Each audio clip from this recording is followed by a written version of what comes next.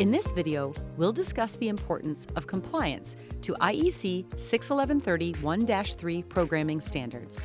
GX Works3's compliance to IEC programming standards enables this flexibility in programming.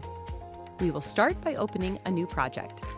For any of the processors that are on the list, we can specify the default programming language, either a standard ladder diagram or a simple ladder diagram, structured text, sequential function chart, function block diagram ladder diagram, or no default programming language at all. Whenever a new program is introduced to this project file, it will have the default language already selected. And because GX Works3 is compliant to IEC programming standards, we can create a new program or several new programs in this single project file, and they can be different languages. These different language options can be based on the programmer's familiarity with the programming style or language, or based on different functionality that is required. For example, if we add a new program, and for the purposes of this video, we will title this IEC ladder diagram. We're going to select Simple Ladder from the list for the programming language for this diagram. When the program is created, it appears in a standard simple ladder diagram format that we can now edit. Now let's go back and add another program. This one will be titled IEC Function Block Diagram. That's a popular programming language.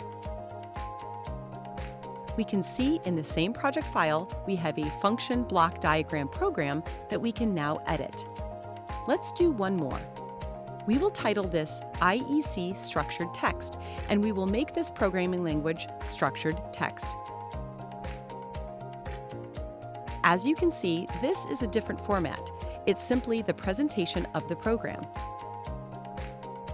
What we can do is edit any of these programs in that particular programming language, whatever's most comfortable for the programmer or whatever's best suited for the customer. We have created a very simple set of logic in each of the new programs that have been created in different programming languages. The first programming language that we used was Simple Ladder Diagram. When the open contact that was assigned to My First Input appears, we will execute the move instruction, which will move the value of the source data variable into the destination data variable. We do the same for the function block diagram. When My First Input appears, the source data value will be moved based on the IEC instruction into the destination area. The difference between this and the simple ladder instruction is that this instruction is IEC compliant.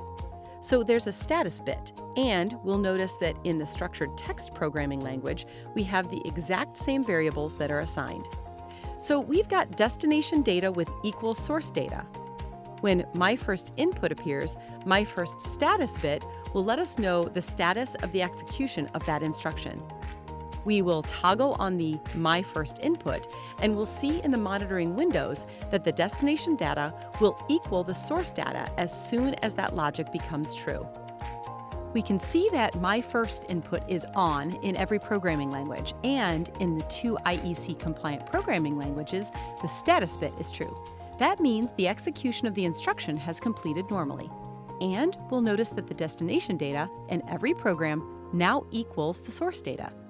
Thank you for joining us for this instructional segment.